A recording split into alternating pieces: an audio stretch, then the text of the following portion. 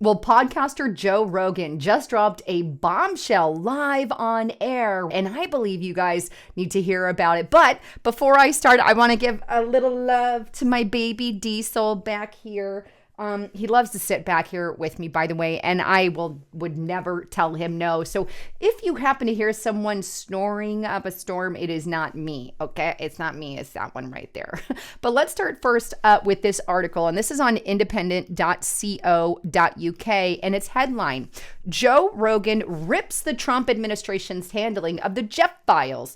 This is definitely not, N-O-T, a hoax, as basically Trump has stated in the past. But here's what he says specifically. This comes from Joe Rogan. None of this is good for this administration. It looks effing terrible.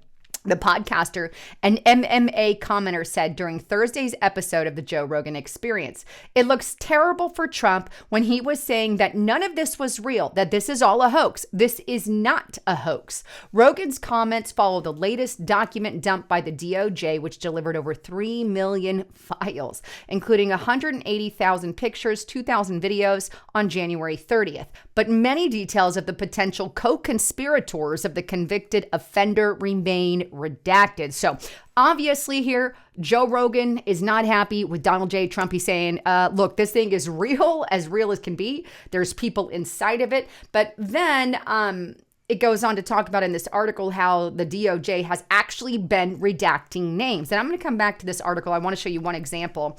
Here's an example here, by the way. And these are names that were redacted originally, and you can see here the name was redacted, right? And you can see here, obviously, the name was redacted. They should have never redacted it. This is obviously not a victim, but it's from Epstein, right? And it goes to, we don't know who, and he says, where are you? Are you okay? I loved the torture video. I wonder what kind of torture that was, but needless to say, the guy says, I'm in China, blah, blah, blah. But anyway, we now know who this name is thanks to efforts by Ro Khanna and Thomas Massie, who are like to the DOJ, why the hell is this stuff covered? So the person who is actually on there is Sultan Ahmed Ben Soleimeh, right? This is the guy right here. He is the DP World Chairman and CEO. He was the one that sent that particular email. The question therein lies, why the heck did the FBI and DOJ black out the name? This wasn't a victim, and it's against the rules that were set forward by Congress. And this is happening a lot and causing a lot of outrage. And as a result, Congress was then allowed to look at the unredacted files on the DOJ's computers. But needless to say, Joe Rogan responds regarding all of that. And he says, what the F, man? Rogan said in response to our particular exchange with Ben Soleimeh. And why is his name redacted? Why would your name be redacted if you're not a victim? Like, that's crazy, right? How come you redacted some people and then you don't redact other people? Like, what is this? This is not good. And Joe Rogan continues and he goes, and if you are redacting people's names and these people are not victims, you're not protecting the victim. So what are you doing? And how come all of this S is not being released? Wholeheartedly agree with Joe Rogan. I don't know why the heck our DOJ is covering up names. We're not supposed to be covering up names of anybody other than the victims. So instead, they've decided to let some names slip through the cracks and some not. I mean, what the heck is going on? So we didn't have his name until Thomas Massie started saying, hey, we want the name. And then suddenly we have it. Same with Leslie Lex Wessler, the former CEO of Victoria's Secret, right? And many other things, to say the least. Those are names we just got recently. So now that's where we are at. But speaking of this bombshell that Joe Rogan dropped live on air is to address the fact that he too was in the Jeffrey Epstein files. In fact, let me show you the file that he was in. And he addresses this in his report. But I'm going to start at the bottom and then go to the top because this is how obviously texting and emails work. But at the bottom, this is a message from Jeffrey. And he says, hey, if you want, Rogan can have dinner with Woody on Friday. And Lawrence responds, hey, I will go ahead and reach out to Rogan and all of that. And then to Jeffrey, basically, dude, that didn't pan out. Sorry about Rogan.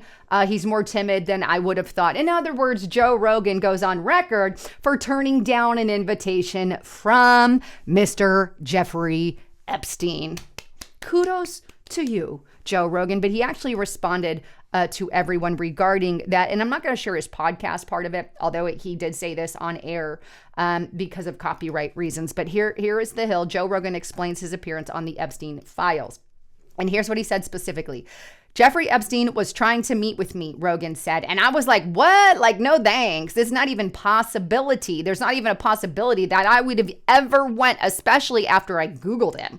I was like, what the F are you talking about? He continued. This was like 2017. One of my guests was trying to get me to meet him. And I was like, B, are you high? Like, what the F are you talking about? I actually have to give him kudos to that right there, because that is the accurate response that everyone should have had to Epstein. But unfortunately, that was not the case. So kudos to you, Joe Rogan. Keep it up, at least in that part of it. I obviously don't agree with everything Joe Rogan puts out. But in this case, the ball was in his court, because he sure the hell didn't do what a lot of other people did.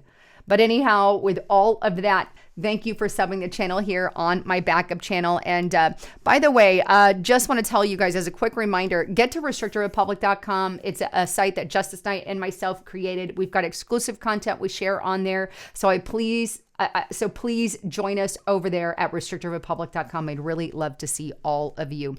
But with all of that, I love you all. I'm Lisa Haven, signing out.